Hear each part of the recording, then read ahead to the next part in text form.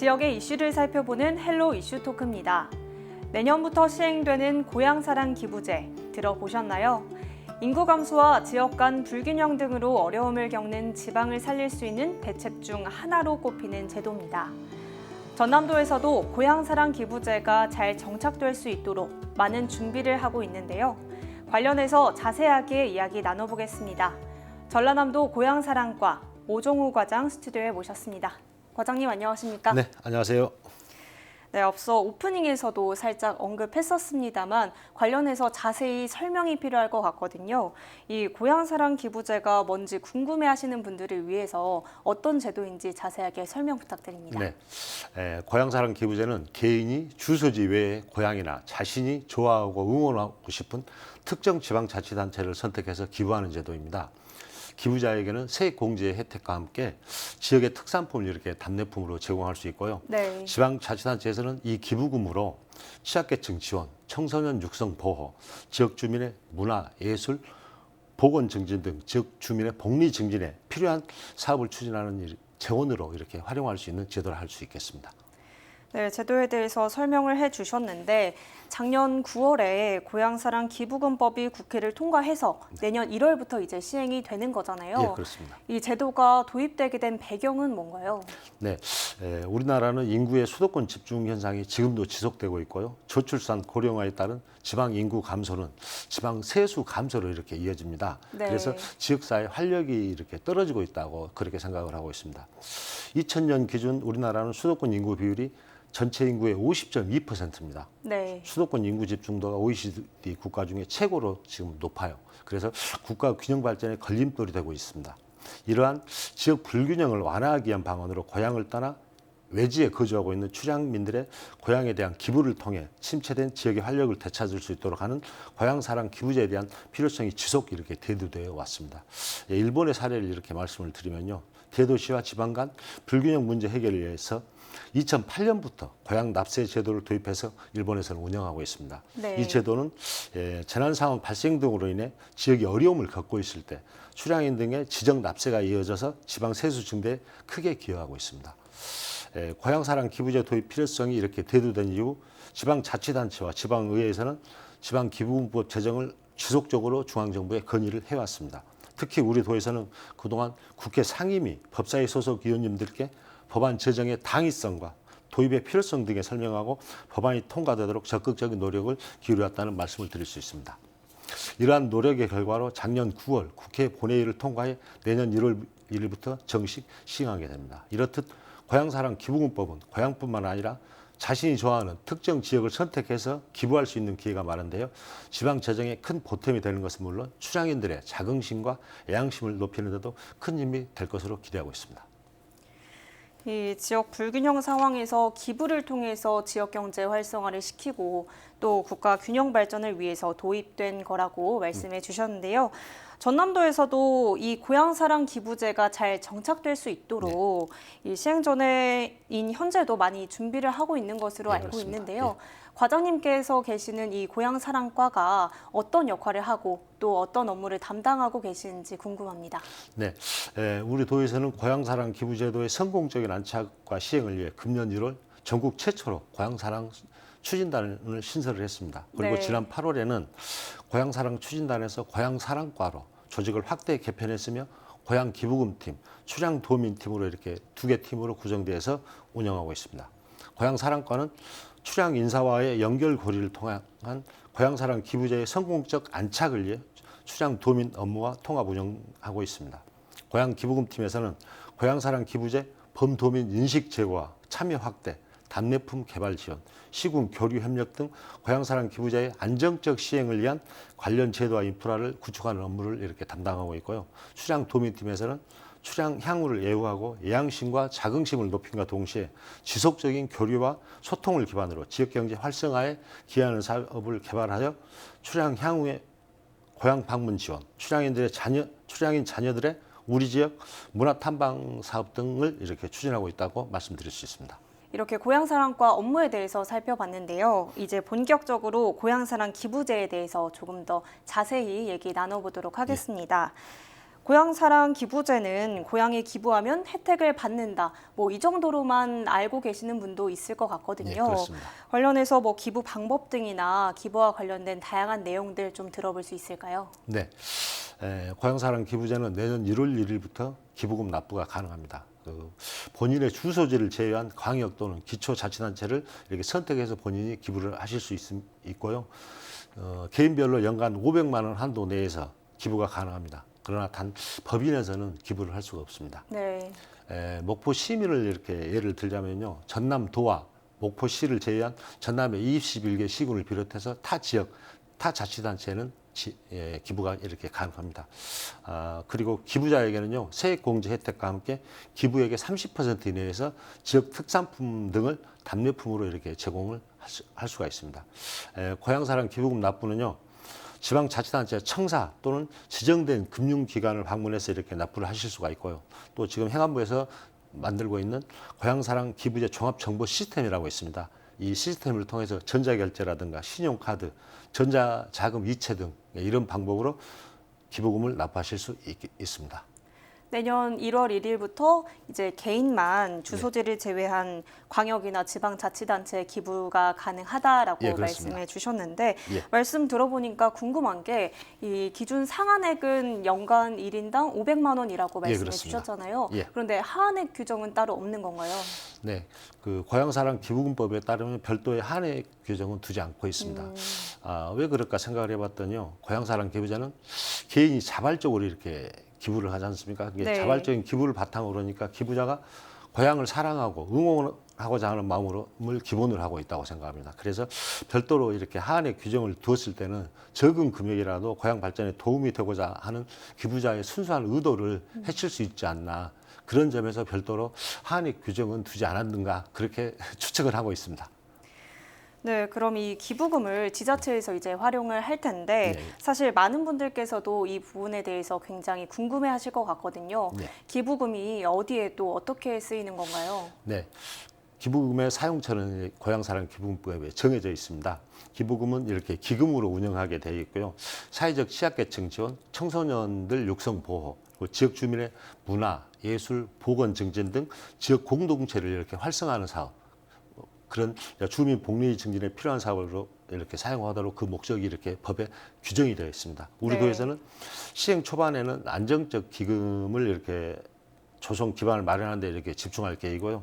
기부자가 자기가 기부한 돈이 어떻게 쓰이는가, 기부자가 지역의 변화를 피부로 느낄 수 있는 그런 네. 사업들을 집중 이렇게 개발해서 투자를 할 계획입니다. 그리고 중장기적으로는 안정적인 기금 확보를 한 다음에 지역의 핵심 사업들과 연결해서 고향사랑 기금을 사업을 연계를 해서 도민의 삶의 질 향상과 복리 증진에 필요한 사업을 발굴해서 투입할 예정입니다. 이 도민의 삶의 질 향상과 또 복리 증진과 관련된 사업에 투입된다라고 말씀해 주셨는데 그렇다면 기부자가 정확하게 어떤 혜택을 받을 수 있는 건지 자세하게 설명 부탁드립니다. 네, 기부는요 개인별로 연간 500만 원 한도 내에서 개인이 기부가 가능하며 앞서 말씀드렸지만 법인 명의로는 이렇게 기부를 할 수가 없습니다. 네. 기부액 10만 원까지는 전액, 10만 원을 초과하는 금액에 대해서는 16.5%의 세액 공제가 가능합니다. 또한 기부액의 30% 내에서 지역 특산품, 지역사랑 상품권, 기타 우리 관련 조례로 정하는 물품 등을 답례품으로 제공이 가능합니다. 즉 10만 원을 이렇게 기부할 경우에 10만 원의 세액 공제 혜택과 함께 3만 원 상당의 답례품을 제공받을 수 있어서 기부자한테는 13만 원 정도의 혜택을 이렇게 받을 수 있도록 설계되어 있습니다. 그리고 저희들 같이 근로소득세를 내는 사람들은 네. 어차피 소득세를 내야 되지 않습니까? 그러면 네. 10만 원을 저희들이 기부를 하게 되면 3만 원을 더 이익을 보는 그런 그래서 설계가 되어 있다는 말씀을 드릴 수 있습니다. 네, 그럼 기부자가 받을 수 있는 혜택이 세액 공제와 그리고 답례품 제공이라는 말씀이시잖아요. 예, 그렇습니다. 그런데 이 답례품과 관련해서 우려의 목소리가 나오고 있더라고요. 답례품을 제공하는 게 기부 증가 등의 효과도 있겠지만 이 답례품이 어떤 건지에 따라서 지역 간 격차가 또 발생할 수도 있는 거고요. 또 답례품에만 관심이 좀 집중되다 보니까 이 제도의 본질인 지역 경제 활성화나 또 지방 재정 확충이라는 본질을 좀 흐린다라는 않을까라는 우려의 목소리도 나오고 있더라고요. 이와 관련해서 문제가 되지 않도록 대책을 잘 마련해야 될 것 같은데 아직까지는 시행령이 내려오지 않은 걸로 알고 있거든요. 아직도 뭐 별다른 언급은 없는 건가요? 네, 시행령은 지금 당초 8월 말 정도에 이렇게 내려올 계획이었는데요. 아마 9월 초 정도에 지금 내려오는 걸로 그렇게 지금 듣고 있고요. 단일품 관련해서 좀 설명을 드리자면 네. 일본 같은 경우에 고향 납세의 경우는 이제 조례의 일종입니다. 그래서 납세자가 답례품에 따른 이익을 이렇게 고려하고 따져서 납세 지역을 선택할 수 있는 경우가 많은데 반해서요. 우리나라 이 고향사랑 기부제의 경우에는 답례품보다는 네. 기부자의 자발적인 애양심을 기반으로 해서 이렇게 기부를 하는 것을 기본으로 하고 있거든요. 네. 그래서 일본처럼 그렇게 답례품에 따라서 내가 특정 지역에 기부를 한다든가 그런 불합리한 점은 조금은 덜하지 않나 그렇게 생각을 하고 있고요.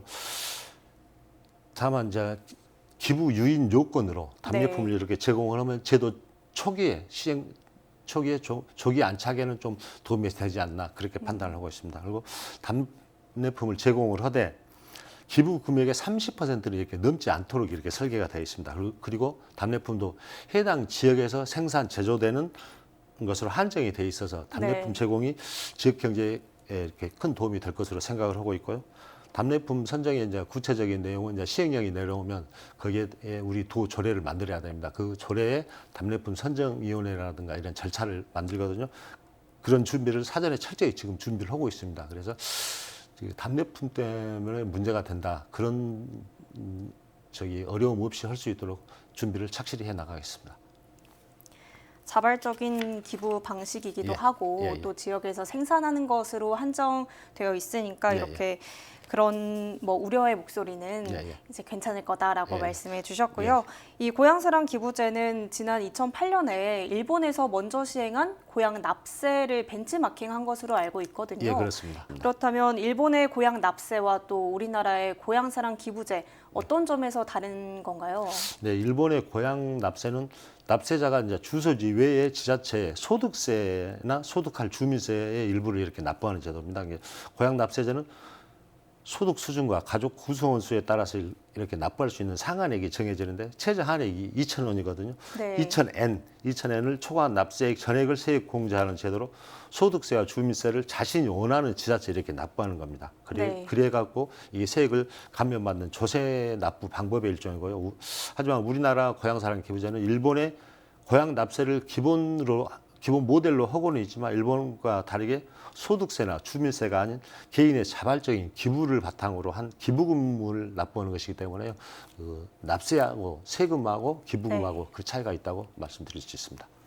일본은 조세 납부 방법의 일종이라면 우리나라에서 진행하는 거는 자발적인 기부 방법이 좀 예, 가장 그렇습니다. 큰 차이점이다라고 네. 말씀해 주셨는데요. 국내에서도 특히 우리 전남만이 좀 차별화된 전략을 가지고 있는 게 중요할 것 같은데요. 이런 부분도 준비 과정에서 현재 논의가 되고 있는 건가요? 예, 그렇게 하고 있고요. 우리나라의 경우에 이제 기부금으로 이렇게 운영되는 감안하면 그 지역에 대한 애정이 있어야 기부를 한다고 그렇게 저희들은 생각으로 있습니다. 그리고 그 네. 좋아하는 마음, 응원하고 싶은 마음, 그게 가장 중요하다고 이렇게 판단을 하거든요. 우리 도에서는 고향 발전을 위해서 지금도 음향으로 이렇게 도와주고 계시는 향후분들이 많으셔요. 네. 그 향후분들의 애양심을 좀 고취시키고 출향 도민을 애호하기 위해서 작년 7월부터 전남사랑 도민증이라고 이렇게 발급을 하고 있습니다. 그리고 전남사랑 도민증을 갖고 계시면 도내 주요 관광지와 레저 시설 이용료를 이렇게 감면해주고 고향 농수축산물을 이렇게 구입을 하실 때 할인 혜택이 돌아갈 수 있도록 이렇게 설계가 돼 있어서 향후와 도민을 더 끈끈하게 이어주는 이음줄 역할을 하고 있습니다. 그리고 또 올해 9월부터 전남 사랑의 서포터즈를 구성해서 운영할 계획이거든요. 전남 사랑의 서포터즈는 전남 이외에 거주하면서 전남을 사랑하는 국민을 대상으로 구성 운영하게 됩니다. 도내 생산 물품의 판매 촉진, 관광 홍보, 방문객 유치, 고향사랑 기부제 안착 등 우리 도 발전을 위한 전폭적 지지와 전방위적 참여 홍보를 지원하는 역할을 하게 될 것으로 기대하고 있습니다. 이렇듯 고향사랑 기부금의 안정적이고 지속 가능한 확보를 위해서는 전남사랑의 서포터즈 및 전남사랑 도민증과 연계해서 기부자 그 모집단 자체를 이렇게 늘리기 위한 사업에 집중하고 있다는 말씀을 드릴 수 있습니다. 네, 전남사랑 도민증 발급이나 또 전남사랑의 서포터즈를 구성하는 등 정말 다양한 사전 준비를 하고 계시는데요. 고향사랑 기부제가 잘 정착돼서 시행이 된다면 우리 전남에는 어떤 효과를 기대해 볼 수 있을까요? 네, 우리 도 같은 경우는 지금 재정이 굉장히 열악한 실정입니다. 아마 제가 알기로 전국 재정 자립도나 재정 자주도 측면에서 거의 최하위 수준이거든요. 그러니까 네. 이런 열악한 지방 재정을 보완하고 지역 주민의 복리 증진을 위해 사용할 수 있는 재원이 없어요. 이제 네. 그런 재원을 이렇게 만들 수 있는 것이 고향사랑 기부금이 아닌가. 그래서 지역 간의 이렇게 균형 발전에 이렇게 보탬이 될 것으로 기대를 하고 있고요. 아울러서 이렇게 지역 특산품을 이렇게 답례품으로 제공을 하면 우리 지역 농수축산물이 이제 판로가 확대됩니다. 그 판로가 네. 확대되는 만큼 지역 주민들의 이제 소득이 좀 더 늘겠죠. 예, 그래서 이제 우리도 특산품 홍보를 해갖고 충성 고객을 확보할 수 있는 계기를 만들 수 있는 그런 계기가 될 수 있을 것 같고요. 더 나가서 이렇게 기부금 모금이 초기에는 좀 힘들겠지만 네. 이게 시간이 지나면 좀 정착이 된다. 그럼 답례품 시장이 이렇게 확대가 될 겁니다. 그러면 답례품 시장이 확대되면 그만큼 일자리 창출로 이어져서 인구 유입 효과도 있지 않냐 그렇게 기대하고 있습니다. 말씀해주신 정말 다양한 긍정적인 효과를 기대해 볼 수 있을 것 같고요.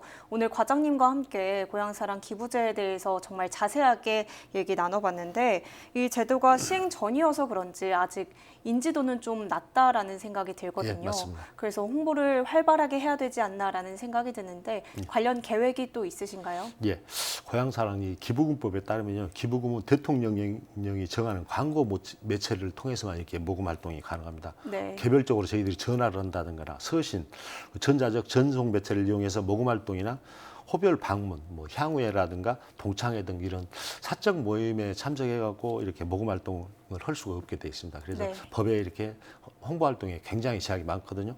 그래서 기부금의 안정적인 모금을 위해서는 전국 각지에 이렇게 거주하고 있는 출향 도민을 이렇게 주 대상으로 하되 이제 출향민들이 수도권에 많이 있지 않습니까? 네. 그래서 수도권 지역에 이제 집중 홍보를 하고 전 국민에게도 이렇게 홍보를 추진할 계획입니다.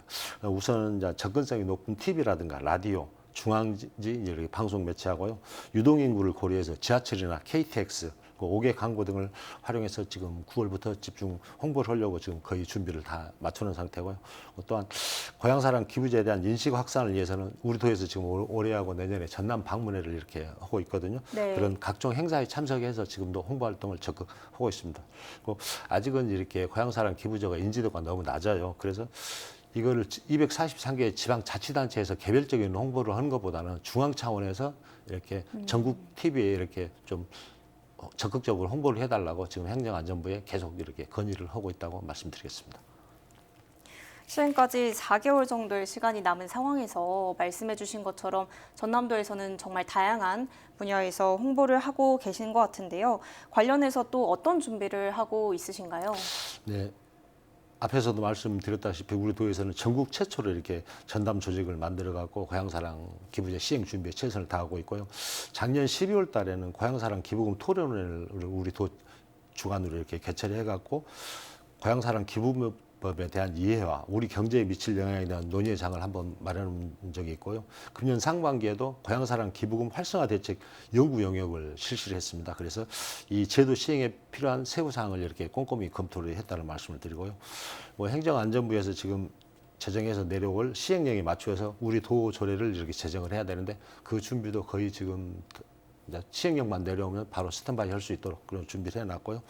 효율적인 기부금 운영과 이제 투명성 확보를 위해서는 고향사랑 기금을 설치해서 이제 운영을 해야 되거든요. 그러면 기금 운용 심의회를 이제 구성을 해야 돼요. 네. 이제 관련 법이라든가 조례에 따라서 이렇게 운영을 할 계획입니다. 끝으로 도민들께 하고 싶은 말씀 있다면 전해주시죠. 그동안 우리 도민이 함께 염원했던 고향사랑 기부금법이 내년 1월 시행을 앞두고 있습니다. 고향사랑 기부금은 출향인들의 고향을 위한 건전한 기부 문화를 조성하고 지역 경제를 활성화하여 국가 균형 발전에도 큰 몫을 할 것으로 기대하고 있습니다. 우리 도에서는 출향 향후뿐만 아니라 연고가 없는 타 지역민도 기부자로 참여해 고향사랑 기부제가 안정적으로 안착되어 우리 도와 전 국민이 행복한 동행이 될 수 있도록 적극 노력해 나가겠습니다. 도민 여러분께서도 고향사랑 기부제의 성공적인 안착을 위해 적극적인 홍보와 협조를 부탁드리겠습니다. 네, 이 제도가 잘 정착돼서 정말 지역 경제 활성화가 이뤄졌으면 좋겠습니다. 오늘 말씀 여기까지 듣겠습니다. 네, 감사합니다. 네, 지금까지 고향사랑 기부제에 대해 이야기 나눠봤는데요. 전남도에서도 꼼꼼하게 준비한 만큼 제도 시행 취지에 맞는 효과를 거둘 수 있길 바라겠습니다. 지금까지 헬로 이슈토크였습니다.